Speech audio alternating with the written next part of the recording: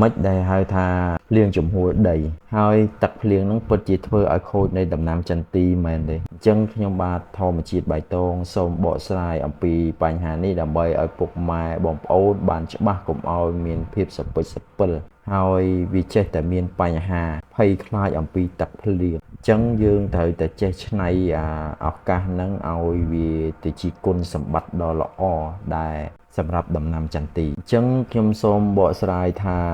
កន្លងមកជារៀងរាល់ឆ្នាំឲ្យតែនៅក្នុងពាក់កណ្ដាលខែ2ឬមួយខែ3ហ្នឹងគឺប្រកាសណាស់វាតែតែមានភ្លៀងកក់ខែហើយធ្វើឲ្យខូចដំណាំចន្ទីអញ្ចឹងមិនថាភ្លៀងតិចឬភ្លៀងច្រើនទេឲ្យតែភ្លៀងនៅក្នុងកំឡុងពេលថ្ងៃដោយសារដីវាក្តៅនៃកម្ដៅថ្ងៃតាំងពីព្រឹកមកអញ្ចឹងដល់ម៉ោង11 12នៅពេលដែលមានទឹកភ្លៀងធ្លាក់មកមិនថាតិចឬច្រើនទេគឺប្រកាសណាស់វាត្រូវតែជាភ្លៀងជំហរដីអញ្ចឹងភ្លៀងតិចបងប្អូនថាភ្លៀងតិចវាធ្វើឲ្យដីក្តៅខូចដំណាំចន្ទីខ្លាំងដល់ភ្លៀងខ្លាំងបងប្អូនថាជាភ្លៀងជោកនៅតែខូចដំណាំដដែលអញ្ចឹងលទ្ធផលនៅតែខូចដំណាំដដែលហ្នឹងមិនថាភ្លៀងចំហួរដីភ្លៀងតិចឬភ្លៀងខ្លាំងទេតែដល់សិនជាភ្លៀងពេលយប់ចាប់ពីម៉ោង7 8យប់រហូតទៅដល់ម៉ោង7ព្រឹកមិនថាភ្លៀងតិចភ្លៀងខ្លាំងទេអាហ្នឹងគឺប្រកាសណាស់វាមិនមែនជាភ្លៀងចំហួរដីទេដោយសារអីដីរបស់យើងហ្នឹងវាត្រជាក់ហើយអញ្ចឹងវាអត់មានឲ្យចំហួរមកវិញទេបើភ្លៀងថ្ងៃប្រកាសហើយដូចជាដុំដែកដែលកំពុងតែយើងដុតក្តៅហើយយើងចាក់ទឹកលើដុំដែកនោះមិនថាតិចឬច្រើនទេចាក់ទឹកកាន់តែខ្លាំងច្រឡោតកាន់តែខ្លាំងអញ្ចឹងអាទឹកច្រើនហ្នឹងភ្លៀងច្រើនហ្នឹងពេលថ្ងៃគឺវាច្រឡោតខ្លាំងជាងអាភ្លៀងតិចទៅទៀតអញ្ចឹងវាចំហួរកាន់តែខ្លាំងគឺកន្លងមកបងប្អូនតែងតែគិតខុសនៅចំណុចហ្នឹងអញ្ចឹងសូមបងប្អូនកុំយល់ច្រឡំទៀតភ្លៀងពេលយប់មិនថាតិចមិនថាខ្លាំងគឺជាភ្លៀងដែលមិនមែនជាចំហួរដីនោះឡើយតែបើភ្លៀងពេលថ្ងៃមិនថាតិចឬច្រើននេះគឺជាចំហួរដីហើយសរុបមកវានៅតែខូចដដែលទឹកភ្លៀងគឺវាផ្ដល់អត្ថប្រយោជន៍យ៉ាងច្រើននៅលើដំណាំនិងមនុស្សសត្វលើផែនដីយើងហ្នឹងប៉ុន្តែវាមានចំណុច10%ដែលជាផលនៃអាក្រក់សម្រាប់ដំណាំនោះអញ្ចឹងក្រោយពីភាពអាក្រក់នៃ10%នោះវានឹងបង្កទៅជាជំងឺមហារីកដែលធ្វើឲ្យខូចនៃដំណាំទាំងស្រុងបើសិនជាបងប្អូនអត់ចេះវិធីដោះស្រាយរបស់វាបើសិនជាបងប្អូនបាញ់ថ្នាំជំងឺហើយនឹងថ្នាំសត្វល្អិតប្រកាសណាស់ជួវាបានតែ10%ទេតែអា90%នៅតែខូចដដែលព្រោះដោះស្រាយវាមិនទាន់ចំគោលដៅរបស់វារុក្ខជាតិនៅពេលដែលវា stress កន្លងមកដោយសារដីដាច់សំណើមដើមខ្វះទឹកអញ្ចឹងវាអត់មានកម្លាំងនៅពេលដែលវាសុខភាពវាចុះខ្សោយនោះសុកមានភ្លៀងមក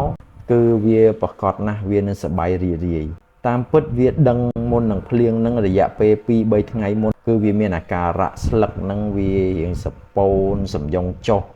ហើយដល់ពេលដែលចិត្តភ្លៀងមែនតែនស្លឹកនឹងសំយ៉ុងចុះហើយវាមានលក្ខណៈរៀងជ្រួញទៀតហើយពេលល្ងាចឡើងគឺមានលក្ខណៈហប់ស្អុះអញ្ចឹងវារងចាំទឹកភ្លៀងថានឹងមកដល់វាអត់ធ្វើការទេដល់ពេលដែលភ្លៀងមកដល់ពុបវាសបាយរីរាយហ្មងហើយវាចាប់ផ្ដើមបង្កើតនៅអាសារធាតុ1 2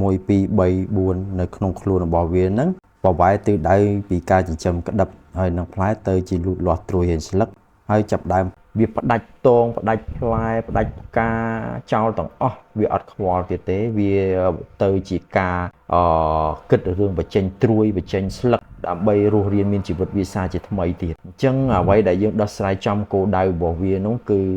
យើងកែច្នៃអា10%ហ្នឹងឲ្យវាទៅជាមានប្រយោជន៍អញ្ចឹងក្នុងទឹកភ្លៀងប្រកាសណាស់វាមានអាសូតមកជាមួយហើយក៏មិនមែនប្រកាសមានមកជាមួយគ្រប់ភ្លៀងទេគឺភ្លៀងខ្លះមកជាទឹកបរិសុទ្ធភ្លៀងខ្លះមកជាទឹករ៉ែដែរជួយវាដែរអញ្ចឹងពេលបងប្អូនឃើញភ្លៀងគុំចេះតែភ័យពេកសបាយរីករាយទៅព្រោះវាផ្ដល់ផលប្រយោជន៍ដល់ដំណាំ90%នោះអ្វីដែលខូចលើដំណាំតែ10%ទេតែបើសិនជាបងប្អូនអត់ចេះដោះស្រាយអា10%នោះវានឹងបង្កទៅជាមហារីកឡើង100%នោះវាខូចដូចតែគ្នាហ្នឹងបើបងប្អូនអត់យល់អំពីដំណាំចន្ទីអត់មានបទពិសោធន៍ក៏បងប្អូនធ្វើអត់កើតដែរអញ្ចឹងយើងត្រូវដឹងថាទឹកភ្លៀងហ្នឹងវាយ៉ាងម៉េចដំណាំយើងវាវិវត្តយ៉ាងម៉េចវាបង្ហាញអត្តចរិតមកយ៉ាងម៉េចឲ្យយើងឃើញអញ្ចឹងយើងវាយថ្នាំវាទៅគឺវានឹងបដូរត្រឡប់មកល្អមកវិញ ទាញអត្ថប្រយោជន៍អា10%ហ្នឹងប្រកបអា90%ឡើង100%ហើយអញ្ចឹងតំណាំយើងអត់ខូចទេគឺយើងចំណេញទាំងការដងទឹកជួលគេដងទឹកស្រោចគល់អស់លុយច្រើនណាម្ដងហើយបើសិនជាភ្លៀងអញ្ចឹងទៀតគឺយើងចំណេញបានច្រើនគឺខ្ញុំសប្បាយរីករាយមិនថាខ្ញុំមិនថាសត្វមិនថារុក្ខជាតិទេគឺសប្បាយរីករាយនៅពេលដែលមានភ្លៀងរឿងហេតុអ្វីដែលយើងជាមនុស្សលោកយើងទៅជាពិបាកចិត្តរឿងភ្លៀងខ្លាចតំណាំខូចតាមពិតមកពីយើងអត់យល់ត្រង់ហ្នឹងព្រោះភ្លៀងវាប្រកាសទេវានឹងបង្កជំងឺផ្សិតហើយនឹងសត្វល្អិតមកវិញ10%បើបងប្អូនចង់ដឹងបងប្អូនទៅមើលវីដេអូខ្ញុំផុសកន្លងមកខ្ញុំបានបរៀនពីបទពិសោធន៍ហ្នឹងនឹងចែករំលែកមួយចំនួនដែលខ្ញុំធ្លាប់ធ្វើហ្នឹងនៅវីដេអូនី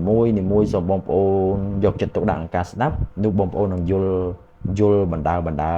យល់បានប៉ុណ្ណាបងប្អូនធ្វើជោគជ័យបានប៉ុណ្ណឹងអញ្ចឹងកុំភ្លេចបងប្អូនបើពេញចិត្តវីដេអូសូមជួយ share ជួយ like ជួយឲ្យបេះដូងនិងជួយចែករំលែកបទពិសោធន៍និងដំណឹងនេះទៅឲ្យបងប្អូនតាមចការផ្សេងទៀតគាត់បានយល់បានដឹងហើយខ្ញុំនឹងចែករំលែកវីដេអូបន្តទៀតដើម្បីជូនឲ្យបងប្អូនពុកម៉ែធ្វើទៅបានជោគជ័យហើយបើបងប្អូនចង់ដឹងអំពីការប្រើប្រាស់ថ្នាំអីគឺអាច comment ឬមួយ call តាមលេខទូរស័ព្ទខាងក្រោមនេះខ្ញុំនឹងប្រឹក្សាយោបល់ជូន